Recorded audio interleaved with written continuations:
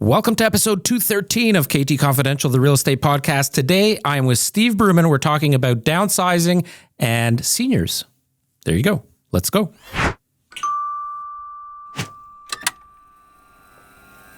All right, welcome back, Steve. Thank you very much, Ariel. So we won't get into your history or anything because you've been on the podcast before, but just a quick intro. Steve Bruman, a realtor on our team, also an accredited senior agent. And that is what we're talking about today. We're talking about downsizing. And I guess it could be applicable to anybody that's downsizing. But we will talk a little bit about seniors downsizing and that change in lifestyle, that change in home ownership. So yeah, that's what we're going to talk about a bit about today, because I think that's very relevant in the current marketplace. We're seeing a lot of that. We're seeing a lot of kids help their parents transition. People are cashing out from their large homes and don't want the stairs anymore. So they're looking for condos, they're looking for bungalows, they're looking to downsize. So that's what we're going to chat about today. I'm excited. Me too. Let's go. Let's go. So you do have some tips. I saw you made a bunch of notes. I did make some notes because I am a senior as well, or on the cusp of being a senior. So my memory is not that great. So I like to have some notes. Let's go. Let's go. So downsizing, people talk about it all the time. There's more seniors living today than there were in the past. So it's more and more common. It's happening, right?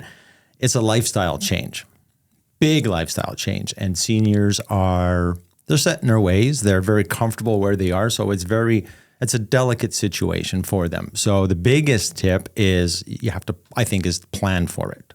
Yep. Right? You need to plan.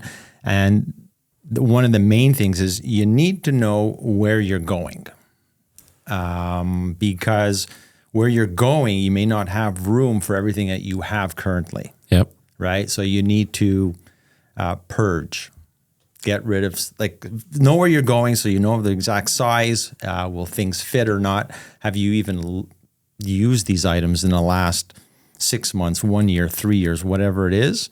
So purging, know where you're going, and make sure that you're going to take what you absolutely need and what you can take. Yeah. I always say that there's really three different piles, maybe even four, that you should have anytime you move, whether you're downsizing or not. But specifically, if you are downsizing, you have your keep pile.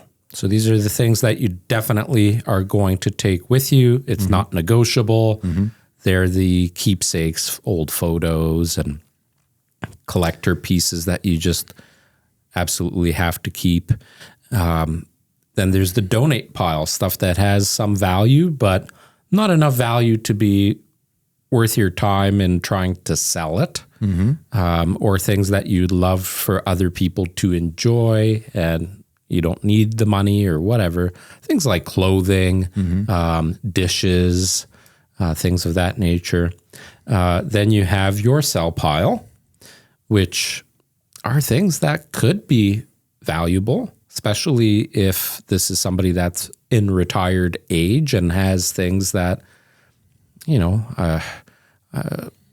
plates. We talked about plates, collector plates. Some of those kind of things have value. Little ornamental things potentially have value. Silver spoons, things like that could have value, especially on some of the avenues where you would sell those things. Facebook Marketplace, as an example.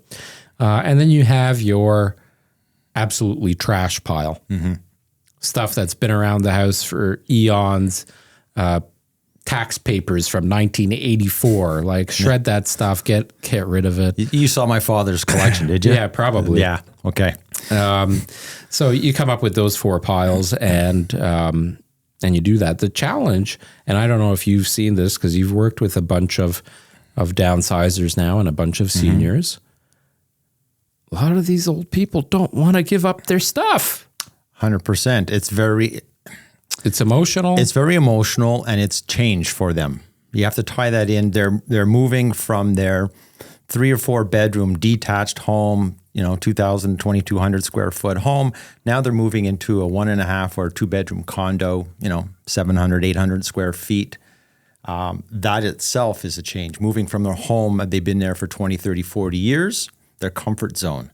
So all these mementos, all their plates, like my mom had plates from all over the world from when she worked. Every time somebody went away, they brought her a plate. Oh, that's why you're laughing when I said plates? Exactly. My father still has them in the kitchen on the stands, and he's constantly, they have no value to him. They're of no value monetarily. Right. They have no value to him because they're just plates. They were sentimental to my mom, but so he's just keeping them there because they were always there. Right. So that's a big change. So to move, it's a big thing.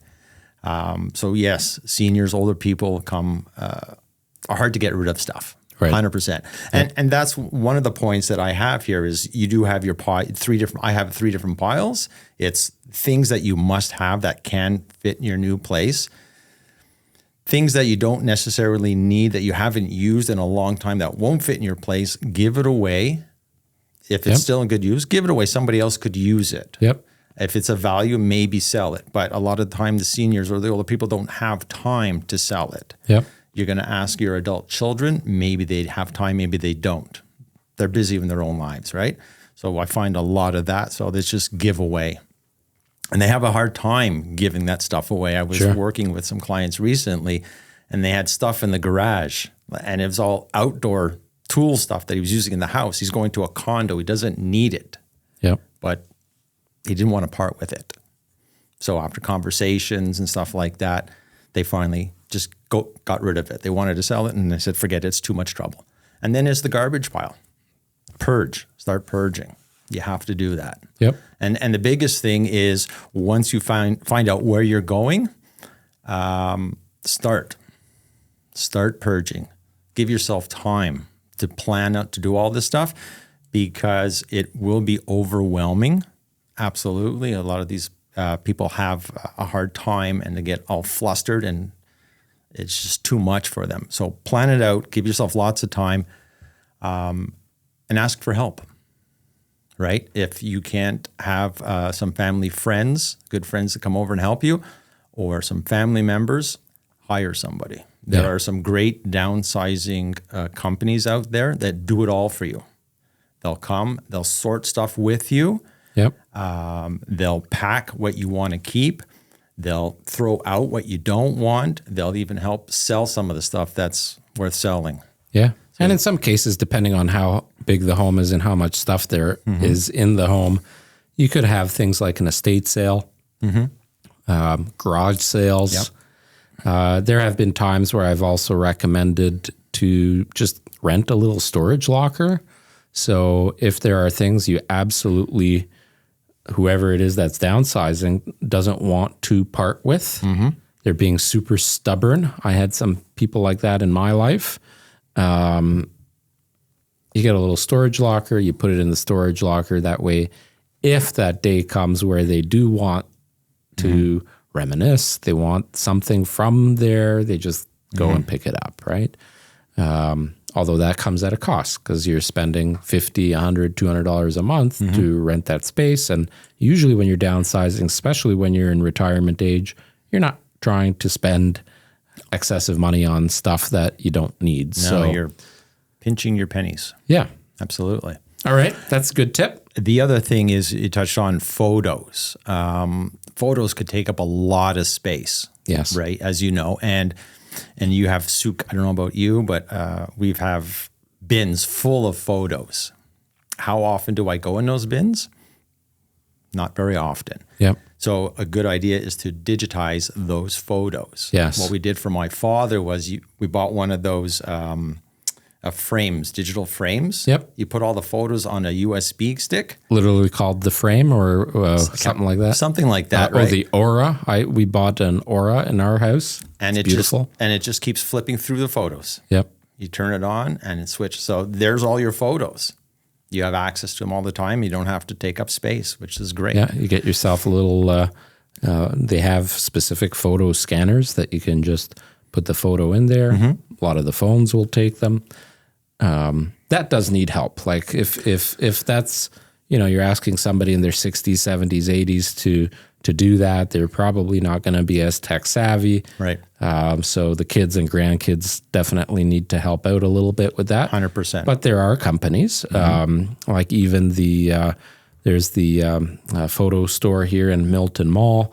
You could take a bag of photos and ask them to do it and just pay for that service. Right. So there are ways to do that without you having to spend too much time on it. Absolutely. Another good point is, I guess if it's in your budget when you're moving, a good idea is to get bins as opposed to boxes. Yes. A lot of people get boxes from LCBO or here and there and all different sizes and stuff like that. So for moving, it's you're playing Jenga, I guess, trying to pack the truck and stuff like that. With the bins, at least they're the same size and they stack nicely. Yep. It's easy to move. And if you are going to put a whole bunch of them in storage for a little bit of time, they're protected, right? They're in a plastic bin, so your contents are protected. Don't have to worry about moisture, water leaks, whatever. Yeah, you could even invest in renting those bins instead of buying them, so they're not kicking around after you move. So Frogbox and there are some other companies out there where you can rent the bins. They drop it off, you fill it up. When you're done with it, they come and they pick it up, and you just pay for the service versus having to buy them and store them after. So that's a good tip. The other thing with those bins is it just makes it easier to move. You don't have to worry about taping. 100%. And things generally can be protected a little bit better in those bins too. Yeah. So that's pretty much my tips. Know where you're going so you could plan, have a plan of action, what you're going to take, your I call it my 3 piles, and plan it out so you have plenty of time so you're not stressing over it. Oh my God, I've got like 6 hours left, yada, yada, yada. You want to give yourself time. Yep. Because it is a very emotional thing, especially if you've been in a place for 20, 30 years, right? Times are tough. So you as a realtor, as an accredited senior agent, when you know that you're meeting with somebody that is downsizing, that may need a little bit more time, they may need a little bit more guidance, they may need a little bit more care and attention. What's your plan going in representing somebody like that? What is, how is your approach, or how does your approach change? It doesn't really change too much, other than the fact that I listen a lot more to what the seniors want, what their concerns are, and what they want out of it. And if possible, more than often, their adult children are involved. So when I meet with the clients, I make sure that the adult children are there, so we're all on the same page, because the adult children are going to have their concerns, obviously looking after the best interests. But ultimately, is I listen to what the senior clients want, and address their concerns and listen to them. Right, and make suggestions. So they don't feel like it's other people making decisions on their behalf. 100%. I will make different suggestions on different scenarios, whatever their case may be, and let them choose what they feel is best for them. Yeah. Yep, that makes a lot of sense. Right. Do you find that it helps when their adult children or their adult grandchildren are a part of the process versus them just doing it on their own? Absolutely. Yeah. Because more often than not, the senior clients will say, well, let me speak to little Timmy. Little Timmy. Well, in their minds, 45-year-old little Timmy. Yeah. Well, my youngest is 23 or 24, and I still call her my baby, right? Yeah. And it'll always be that way. So yes, I always find that it helps, because the adult children always have some sort of impact or say. Right. We just found out. We did? That you are technically a senior at Shoppers Drug Mart, even though you're not a senior based on government. Based on the CRA. Based on CRA, you're not a senior, but based on Shoppers Drug Mart, you are?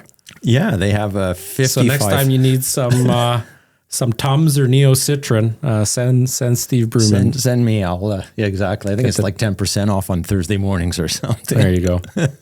Little tidbits like that. Yeah.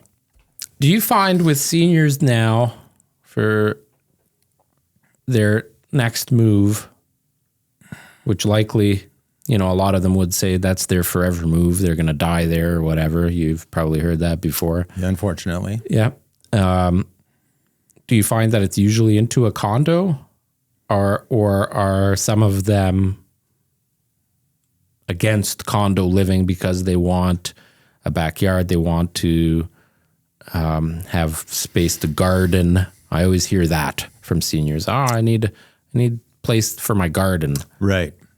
A little bit of both, to be honest. I had some clients move out to Nova Scotia and they bought a house.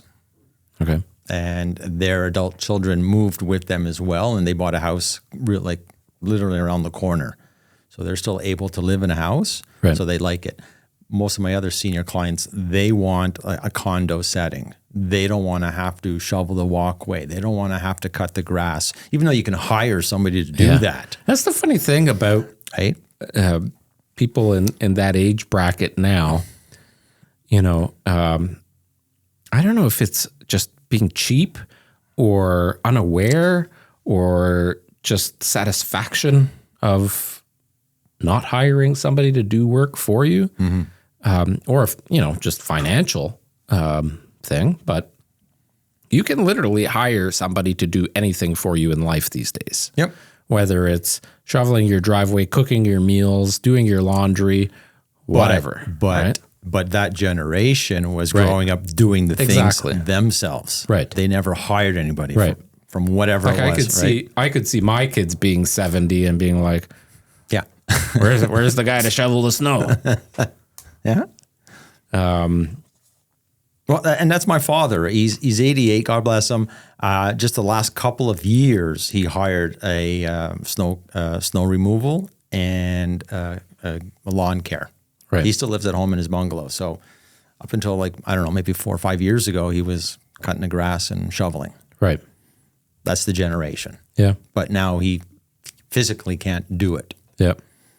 So is he making his own meals? He makes his own meals. Yeah, he's not Chef Gordon Ramsay, but yeah, he does buy frozen stuff. He'll warm that up. He does go to a restaurant and stuff like that. And some neighbors, thankfully, do look out for him. Yep. They give him meals. He's not the best cook, but he survives. Yep. Yeah, he's good. Yep. Yeah. Hanukkah this weekend. Looking forward to it. Light those lights, baby. The two Jews on the team doing the podcast right before Hanukkah. That's pretty ironic. Kosher. Do you have any traditions during Hanukkah that you share with your family? Yeah, so we generally light the lights, but because Barb and I are empty nesters, our kids are spread out. So depending where my kids will be, I think this Hanukkah we'll just celebrate it during Christmas time when we're in Montreal with the grandkids. Yep. But generally it's light the lights and make the latkes and family time. Oh, you make the latkes at home too, do you? Yes. Barb has a great recipe. Yeah. Oh, love them. But the house stinks of oil afterwards. Yeah. That's the thing. Oh, for sure. But it's a good sacrifice. Do you eat your latkes with sour cream, with applesauce? Sometimes both, not at the same time, but sometimes applesauce or sour cream. Yes. That's the way to eat it, man. Yeah. And yourself? I'm a sour cream guy. Okay. And I like them to be a little bit heavier on the onions. Okay. And I like them a little bit less thick, so a little on the thinner side. Okay. With crispy edges. Oh, it's got to be crispy edges. Right? Yeah. It's got to have the crispy edges. 100%. You throw carrots in yours as well? No. What's wrong with you? No. Try it. Carrots in the latkes? Like shredded? Shredded carrots. Like the onions. Exactly. Try it. Interesting. Yeah. Add some color. Yeah. Crunch. Well, maybe not. Yeah, I never had that. Yeah. do your kids celebrate both Hanukkah and Christmas? Yes, they do. They do? Yeah. Still to this day? Till this day. That's how we grew. That's how we, I guess, as a family, raised them. Thank you. That's how we grew them. Yeah, we did. Yeah, that's how we raised them. That's cool. The benefits of both. It was a little expensive when they were... Sure. Did you do a gift on every day of Hanukkah? Or? At the beginning, we did. Yeah. Like the first night was always... I got gypped as a kid. I got the one big gift at Hanukkah, and I didn't celebrate Christmas until I was probably, I want to say 14, 15, after my parents separated. Oh, boy. Yeah. Okay. No, we would do the one big gift, and then the rest it was smaller gifts, like socks and things that they needed, whatever, but still nice little things. But when they were very young, we used to celebrate with Barb's family and my family. So we were buying gifts for all the nephews and nieces. Oh, wow, yeah. And well, Barb's has like 8 siblings. So yeah. 8? I didn't know that. Yeah, she has 8 siblings. Does she have 8? Yes, their family 9. So yeah. So it was quite expensive. Then after we just dropped it, okay, now it's just one per family. And then it's like, you do your own family. Then it's just come over for dinner. Yeah. We used to do, just switching gears a little bit into Christmas, we would do Christmas pizza, like the night before Christmas. Okay. Because often Barb's siblings, they were off at significant others, so they couldn't all get together. So we just have everybody over at our place or somebody's house for beer and pizza the night before Christmas and just have at it. That was fun. And then, you celebrated both Christmas and New Year's. You know, the joke with a lot of Jews is that on Christmas Day, you order Chinese food. Well, we did that for several years. Did you? Absolutely. Yeah. We called it the Jewish Christmas. Right. We would order Chinese food and watch the Star Wars movies. Right. We'd go out to the theater because in the movie theater, there's not very many people there, right? Just a few Jews. Yeah. Watching all the new Star Wars releases. I don't know. I think that's changed now. I think that is a thing to go to the movies during Christmas holidays. Loved it. Anyway, you have yourself a great Hanukkah. Thanks for joining me. For those of you listening or watching, if you are a senior or you're thinking of downsizing or both. Or you know of your family, your parent. Or, yes, your parents or your grandparents, somebody you know needs to downsize and they're just stubborn, or they need some help, shoot us a DM. Steve is an accredited senior agent. He's been through this. He is absolutely the most patient person on the team. That is for sure. Thank you. And he is actually the longest serving realtor on our team as well. He's got lots of experience. So shoot us a DM, send him a direct message. We're always happy to help. And, this advice, you can set up a meeting with Steve anytime or a call. It doesn't cost anything. It's a little bit of time out of your day. And I really think that is a big part of the process for those people that are thinking of downsizing or that just need to downsize. Like I find a lot of families, they know somebody in their family that needs to downsize. It just hasn't happened yet. Yep.